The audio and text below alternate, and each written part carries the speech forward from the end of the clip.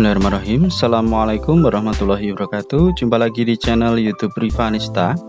Masih di sudut edukasi, belajar mudah dan menyenangkan. Bagaimana kabar adik sekalian, khususnya siswa-siswi kelas 4? Semoga hari ini kita semua dalam keadaan sehat, karena dengan kondisi yang sehat tentunya kita bisa melakukan berbagai kegiatan yang kita inginkan. Dan dengan kondisi yang sehat pula, kita bisa belajar bersama untuk membahas soal-soal dari buku GAP atau Gelora Aksara Pratama, yaitu terbitan atau penerbitnya pada buku Matematika untuk SD atau MI kelas 4 kurikulum 2013 yang disempurnakan ya. Dan pada kesempatan kali ini akan kita lanjutkan pembahasan untuk soal latihan ulangan akhir tahun ya. Yang ketinggalan bahasan sebelumnya bisa dilihat di playlist GAP Matematika kelas 4. Oke adik-adik sekalian, langsung saja kita ke halaman 154 ya. Kemarin sudah kita bahas untuk soal nomor 1 sampai dengan 10 ya, bisa dilihat di playlist kalau ketinggalan ya, GAP Matematika. Sekarang kita lanjutkan ke soal nomor 11. Perhatikan gambar berikut. Nah, ini ada sebuah pensil. Nah, ini adalah penafsiran ya. Nah, panjang pensil kira-kira lah ini. Nah, jadi 11 lebih ya, lebihnya ini setengah lebih lagi, berarti mendekati 12. Karena lebih dekat dengan 12 maka panjang pensil kira-kira adalah 12 cm, karena dia lebih dekat ke 12 dibandingkan ke 11. Kalau lebih dekat ke 11 maka kita baca 11 cm kira-kiranya, tapi karena ini lebih dekat ke 12 maka kita baca 12 cm. Lanjut ke nomor 2, alat ukur berat pada gambar di samping biasa digunakan untuk menimbang emas ya. Ya, ini timbangan ini ketelitiannya sangat teliti sekali ya, tetapi tentunya dia tidak bisa menimbang benda yang terlalu berat. Nomor 13, bangun segi banyak adalah bangun datar tertutup yang dibatasi oleh ruas garis. Itu pengertian bangun segi banyak. Nomor 5, pentagon merupakan bangun segi banyak yang mempunyai 5 sisi ya. Penta itu 5, berarti dia memiliki 5 buah sisi. Nomor 15, nah ini ada persegi panjang ya adik-adik sekalian. Persegi panjang, panjangnya 9 cm, lebarnya 4 cm. Ditanyakan keliling ya. Keliling persegi panjang itu rumusnya adalah 2 kali panjang tambah lebar sama dengan 2 kali panjangnya 9, lebarnya 4, berarti 2 kali 9 tambah 4 sama dengan 2 kali 9 tambah 4, hasilnya adalah 13, berarti 2 kali 13 sama dengan 26 cm. Kita ke nomor 16. Suatu persegi memiliki keliling 24 cm. Luas persegi tersebut adalah titik-titik cm persegi. Nah, karena diketahui keliling, nah kita cari dulu panjang sisi dari persegi. Oke, di sini untuk yang nomor 14. Jadi kelilingnya adalah 24 cm, maka panjang sisi itu keliling dibagi 4, karena keliling itu rumusnya adalah 4 kali sisi ya. Maka untuk mencari panjang sisi sama dengan keliling bagi 4. 24 dibagi 4 hasilnya adalah 6 cm. Nah, ini panjang sisinya. Maka kita hitung luasnya sisi kali sisi, berarti 6 kali 6 ya, hasilnya 36 cm persegi.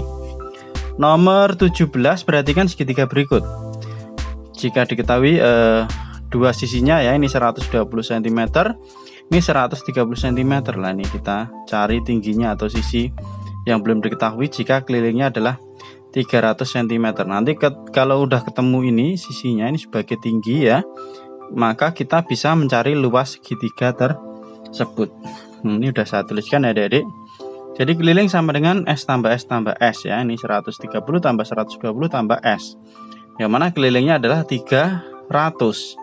Nah, 300 sama dengan S tambah 120 tambah 130 sama dengan S ditambah, ini kita tambahkan, hasilnya adalah 250. Maka untuk mencari S, 300 dikurangi 250 ini ya, hasilnya adalah 50 cm. Lah ini 50 cm kalau segitiga ini sebagai tingginya, kemudian ini alasnya ya. Oke, luas sama dengan alas kali tinggi dibagi 2. Alasnya tadi adalah 120, tingginya ini tadi yang kita cari yaitu 50 dibagi 2. Kita sederhanakan, bagi 2 dapat 1, 120 bagi 2 dapat 60. maka luasnya 60 kali 50 hasilnya adalah 3000 cm persegi ya. Itu untuk soal nomor 17 ya, jawabannya adalah 3000 cm persegi. Lanjut ke soal nomor 18, perhatikan gambar berikut. Hubungan dua garis pada rel kereta tersebut adalah, nah ini kita lihat dua garisnya adalah sejajar ya, dua garisnya sejajar. Nomor 19, perhatikan gambar di samping. Sudut A dan sudut E merupakan pasangan sudut. Ini lihat sudut A sama sudut E ini namanya adalah sehadap ya. Jadi sudut itu ada sehadap, kemudian ada yang bertolak belakang, misalnya A dengan D, B dengan C ini bertolak belakang. Kalau yang A dengan E ini sehadap. Yang sehadap lain yang mana? B sama F ini juga sehadap ya. Kemudian D dengan H. Nah, besar sudut sehadap itu adalah sama. Sekarang kita ke nomor 20 ya. Untuk nomor 20 kita diminta untuk melihat tabel. Tabel banyak buku yang dipinjam pada bulan Mei oleh siswa di Perpustakaan Pelangi untuk menjawab soal nomor 20 dan 21. Di sini ya ada beberapa anak dan juga banyak buku yang dipinjam ya di bulan Mei. Nah, pertanyaannya, siswa yang meminjam buku paling banyak pada bulan Mei adalah, nah paling banyak berarti kita lihat angkanya paling besar, yaitu ini ya 5. Berarti siswanya namanya adalah Vina. Jawabannya adalah Vina yang paling banyak meminjam buku pada bulan Mei. Kemudian nomor 21, siswa yang meminjam buku paling sedikit, ada titik-titik siswa paling sedikit berarti 1 ya. Nah, meminjam bukunya 1, ini ada Dono sama Edu. Ini meminjam satu buku, maka yang meminjam buku paling sedikit ada 2 siswa ya. 2 siswa tersebut adalah Dono dan Edu. Kita lanjut ke soal berikutnya, nomor 22.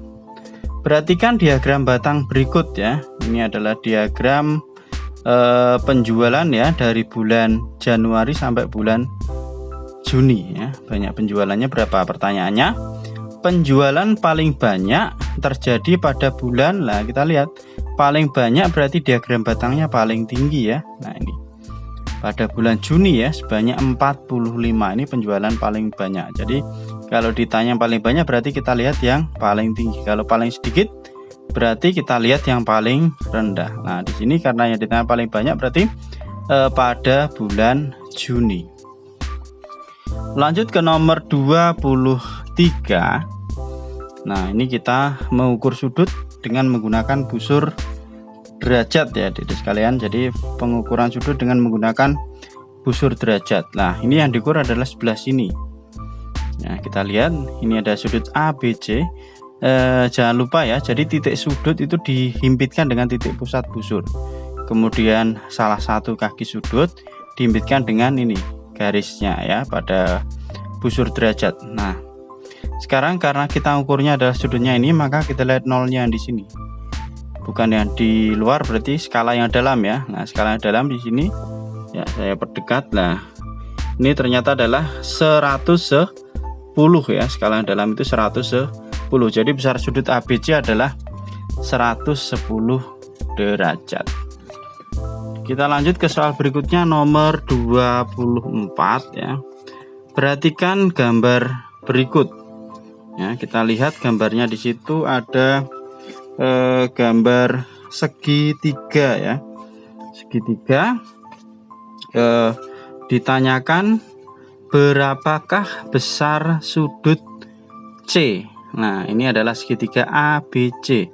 Ingat ya, jumlah sudut pada segitiga itu adalah 180 derajat. Jadi sudut A ditambah sudut B ditambah sudut C itu totalnya adalah 180 derajat. Yang mana ini sudah diketahui sudut A 35 derajat, sudut B 125 derajat. Maka untuk mencari sudut C adalah total sudut segitiga dikurangi jumlah sudut yang sudah diketahui, berarti 180. Ini total sudut segitiga dikurangi jumlah sudut yang diketahui ya. Sudut B yaitu 125 ditambah dengan sudut A 35 derajat. Oke, ini kita tambahkan dahulu ya. 125 ditambah 35 kalau udah berarti 180 dikurangi, oke ini saya tambahkan berarti 160 ya, ini ya 180 dikurangi 160 hasilnya adalah 28 derajat. Jadi besar sudut C adalah 20 derajat. Kita lanjut ke soal terakhir ya untuk bagian A. Sebuah segi 4 mempunyai dua sudut siku-siku, satu sudut lancip dan satu sudut tumpul. Jika besar sudut lancip pada segi 4 adalah 52 derajat, besar sudut tumpulnya adalah, nah yang perlu kita ingat ya, selain ini dua sudut siku-siku, satu sudut lancip dan satu sudut tumpul. Nah, total sudut pada segi 4 ya, total sudut pada segi 4 itu adalah 360 derajat. Kalau segitiga tadi 180 derajat. Oke, kita lihat di sini ya. Ya, jadi memiliki dua buah sudut siku-siku, satu sudut lancip dan satu sudut tumpul. Lah, sudut tumpulnya ini yang ditanyakan. Nah, sudut siku-siku itu besarnya 90 derajat ya, berarti ini udah 90 derajat. Kemudian sudut tumpulnya tadi adalah sudut lancipnya tadi adalah 52 derajat. Nah, total sudut segi 4 360 derajat, maka untuk mencari sudut tumpul sama dengan total sudut segi 4 dikurangi jumlah sudut yang sudah diketahui. 360 dikurangi 90 tambah 90 tambah 52 sama dengan 360 dikurangi 232, hasilnya 128 derajat. Jadi besar sudut yang belum diketahui atau besar sudut tumpulnya adalah 128 derajat ya. Itu ya untuk soal nomor 25. Jadi untuk yang bagian A nomor 1 sampai 25 udah kita bahas semua ya, udah habis ya. Nanti akan kita lanjutkan untuk video berikutnya untuk yang bagian B. Terima kasih sudah meluangkan waktu untuk belajar bersama. Mohon maaf apabila ada kekurangan. Silahkan pertanyaan atau saran bisa dituliskan di kolom komentar untuk kita diskusikan bersama-sama. Saya rasa untuk pembahasan kali ini cukup sekian dan saya akhiri. Assalamualaikum warahmatullahi wabarakatuh.